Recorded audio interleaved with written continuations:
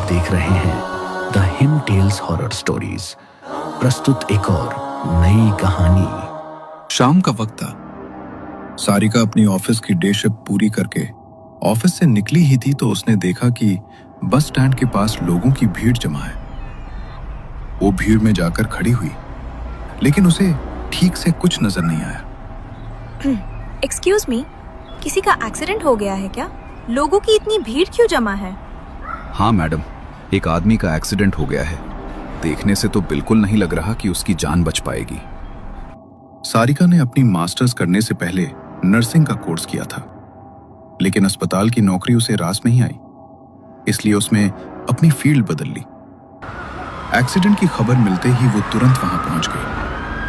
Road पर उस आदमी का खून चारों तरफ फैला हुआ था। सबसे पहले उसने एम्बुलेंस को कॉल किया, लेकिन ट्रैफिक इतना भारी था कि एम्बुलेंस को पहुंचने में बहुत देर हो रही थी। उस आदमी के सीने में बाइक का हैंडल घुस गया था। सारिका ने तुरंत पास रखा कपड़ा उठाकर घाव पर दबाव डालते हुए खून रोकने की कोशिश की, लेकिन उसके प्रयासों के बावजूद जब तक एम्बुलेंस पहुंची, वो आदमी दम तोड़ चुका था।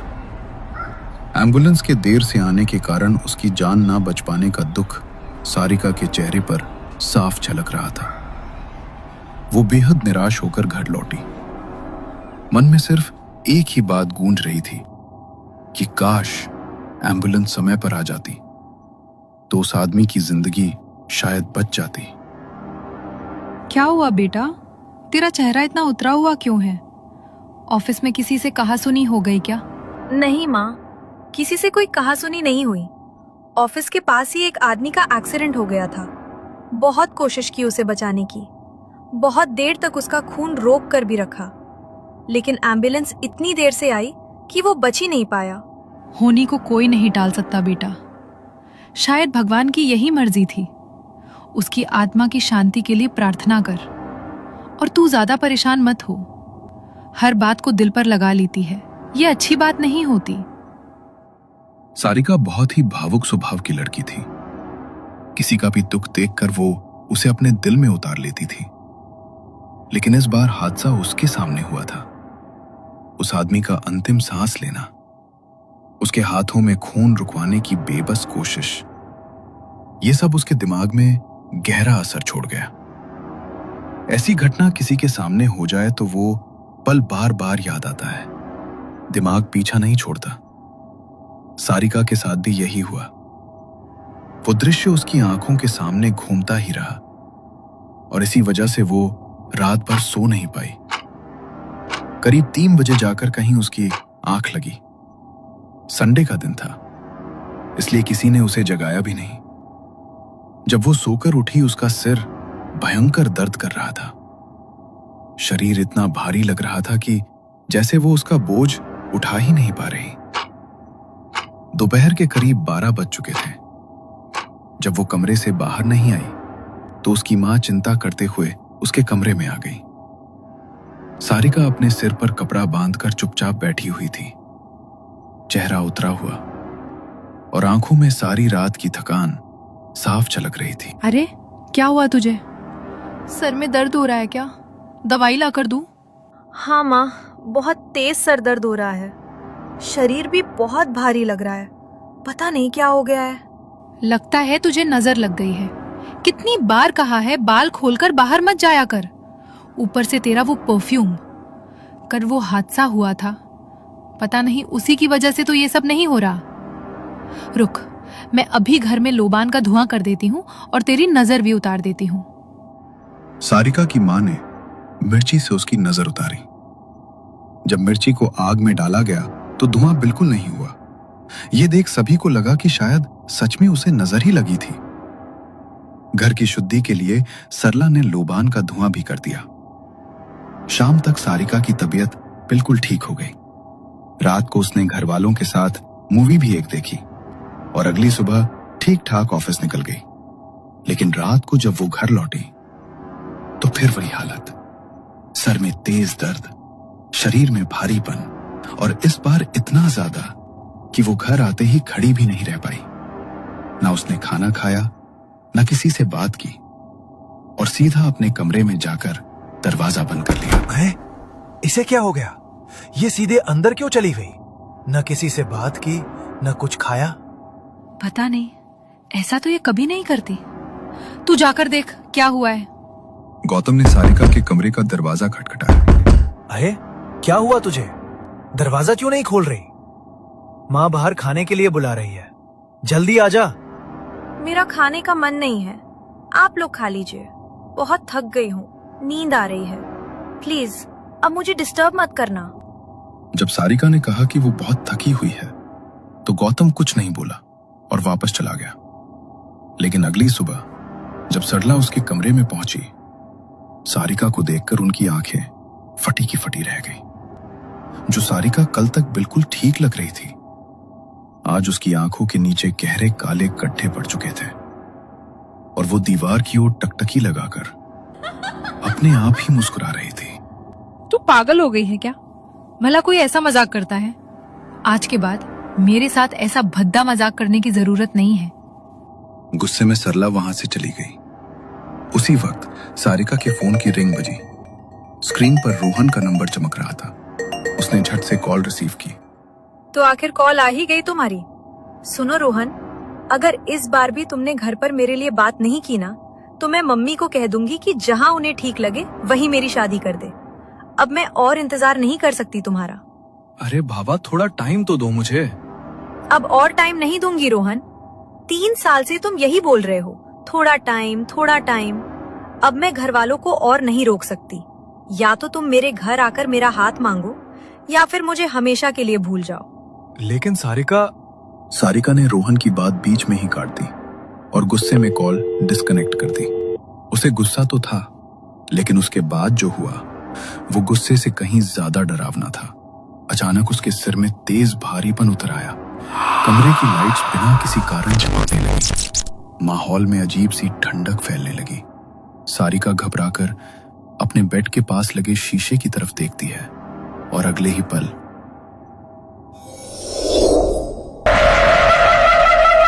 बल्कि एक लंबी भयानक काली आकृति दिखाई देती है।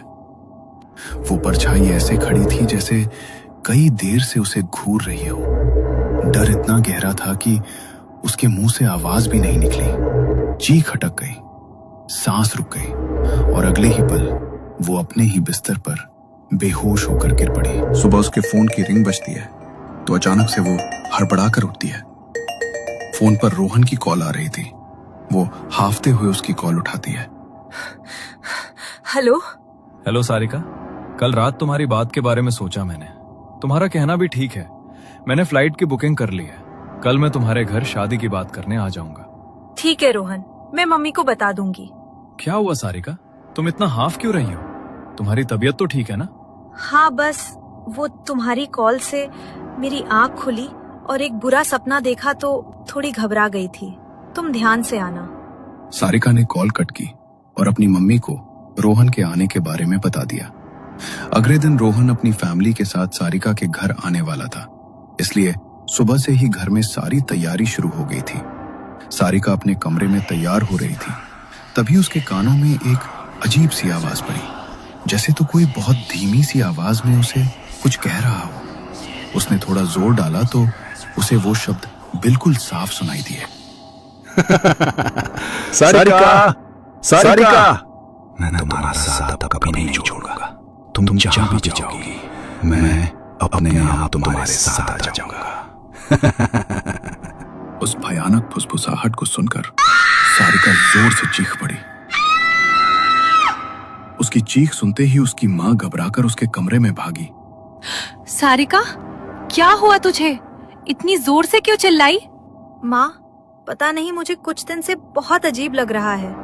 ऐसा लगता है जैसे हर वक्त कोई मेरे आसपास ही होता है। अभी मुझे एक आवाज सुनाई दी।